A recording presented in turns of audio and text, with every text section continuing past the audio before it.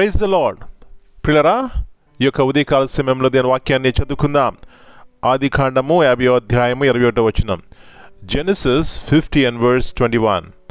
కాబట్టి భయపడకుడి, నేను మిమ్మును మీ పిల్లలను పోషించేదనని చెప్పి వారిని ఆదరించి వారితో ప్రీతిగా మాట్లాడెను. Now therefore fear ye not, I will nourish you and your little ones. And he comforted them and spake kindly unto them. యేసు ప్రభువారి అతి శ్రేష్టమైన నామములో పిల్లరా మీ అందరికీ శుభములు తెలియజేస్తున్నాను. మరి ఇక నూతన ఉదయకాల సమయమున జీవగల దేవుని యొక్క మాటలు మనం వింటున్నాం. అందును బట్టి దేవునికి కృతజ్ఞత ఆశలు చెల్లించుకుందాం. పిల్లరా, ఇక్కడ చూసినట్లయితే మరి యోసేపు తన అన్నలతో భయపడకుడి అంటున్నాడు. వారితో దయతో మాట్లాడినాడు. కైండ్ వర్డ్స్ అని బైబిల్లో ఉంది. పిల్లరా, నేటి దినాల్లో కుటుంబాల్లో దయగా మాట్లాడేటువంటి మాటలు కనబట్టలేదు. ఎప్పుడు చూసినా చిరాకు పడుతూ ఉంటారు, కోప్పడుతూ ఉంటారు. ఇట్లాంటి వారు కుటుంబాల్లో ఉంటే ఏమన్నా మనశ్శాంతి ఉంటుందండి? పిల్లరా, దేవుని యొక్క ప్రేమను రుచి చూచిన వారు వారికి మాటలు అనేక మందికి ఆదరణకరంగా ఉంటాయి. ఇక్కడ చూస్తే మరి యోసేపు యొక్క జీవితంలో అన్నల ద్వారా ఎంతో కష్టాన్ని నష్టాన్ని అనుభవించినా కూడా దేవుని ప్రేమను చూపెట్టాడు, దయగా మాట్లాడినాడు. బైబిల్లో చక్కని మాట ఉంది.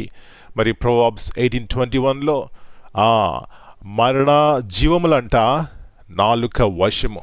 చూడండి ఎంత భయంకరమైనటువంటిదో ఈ నాలుక. అయితే దేవుడు దీన్ని కంట్రోల్లో పెట్టాలని ఆశపడినట్లయితే మన జీవితాల్లో దేవుని వాక్యం ఉండాలి. అప్పుడు మనం మన జీవితాలు సరి చేసుకుంటాం. రెండవదిగా మన నాలుకను భద్రం చేసుకుని పిల్లరా, ఈ నాలుక ద్వారా అనేక మందికి ఆశీర్వాదకరంగా ఉంటాం. చూడండి, యోసేపు యొక్క ఆ మాటల ద్వారా వారి అన్నలు ఆశీర్వదింపబడ్డారు. వారి పిల్లలు తనంతరము ఈరోజు వరకు కూడా వారు ఆశీర్వదింపబడ్డారు. నా ప్రియ సహోదరి, ఉదయకాల సమయంలో ఈ నాలుక ద్వారా ఏమైనా ఎవరికైనా మేలు చేస్తున్నామా, దయగా మాట్లాడుతున్నామా? మనం పరీక్షించుకున్నట్లయితే ఎలాంటి మేలు ఆశీర్వాదం చూస్తామండి. మన కుటుంబాలు నెమ్మది చూస్తాం. పిల్లరా, ఎప్పుడైతే యేసు ప్రభువు యొక్క మాటలు మన జీవితాల్లో ఉంటాయో మన మాటలు ఎంత సాత్వికంగా మరి అనేక మందికి మేలుకరం ఉంటాయి. అలాంటి కృప ఉదయకాల సమయంలో దేవుడు మనందరికీ దయచేయను గాక. ప్రార్థన చేసుకుందాం. పరలోకమందున్న మా తండ్రి, పరిశుద్ధమైన దేవా, మీ యొక్క ఉన్నతమైనటువంటి అతి శ్రేష్టమైనటువంటి నామమును బట్టి మీ కృతజ్ఞత ఆశలు చెల్లిస్తున్నాం. తిరిగి ఉదయకాల సమయంలో మా జ్ఞాపకం చేస్తున్నారు ప్రభువా. యోసేపు యొక్క జీవితము, తండ్రి చనిపోయాడు, అన్నలెంతో భయపడ్డారు, దిగులు పడ్డారు, కలవరం చెందినారు. ఇలాంటి పరిస్థితుల్లో అంటున్నటువంటి మాట భయపడుకుడు అంటున్నాడు. ప్రభువా, ఎలాంటి ప్రేమ, ఎలాంటి దయ మీరు మా జీవితాల్లో ఉంటే మేము కనపరుస్తామో ఇలాంటి ఆత్మ ద్వారా మా ప్రతి ఒక్కరిని నడిపించండి. తద్వారా యేసు ప్రభువు వారి యొక్క సౌందర్య స్వరూపములకు మేము మార్చబడతాం. ఇలాంటి కృపను మీరు మాకు దయచేయండి. ఈ దినమంతా మీరు ఎక్కడి కింద భద్రపరిచిన ఆయన మీ ఆత్మ ద్వారా నడిపించి మీ నాన్న మీరు మహింపరుచుకుంటారని, కుటుంబాల్లో ఉన్నటువంటి ప్రతి అవసరత మరొకసారి మీ వద్దకు తీసుకొస్తున్నాం. మీరే మాకు దిక్కు, మాకెవరున్నారు ప్రభువా?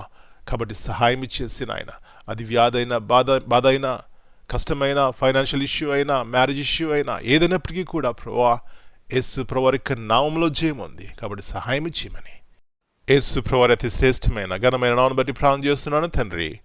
Amen. God bless you all.